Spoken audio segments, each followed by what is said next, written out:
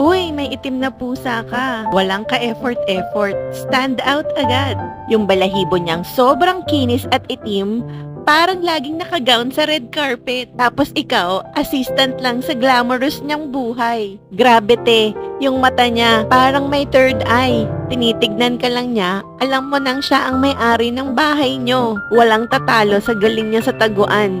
Bigla na lang andun sa ilalim, akala mo multo, yung pala, napaka-cute lang. Hindi siya yung laging nakabuntot, pero pag naglambing, ay iba. Yung purr niya, parang minamassage ang puso mo.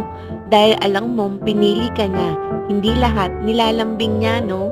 So please lang, tigilan mo nang sabihin na malas ang itim na pusa. Black cats are social, mysterious, at may sariling charm. Sila yung tahimik, pero caring. Yung tipo ng pusa na hindi mo agad mapapansin,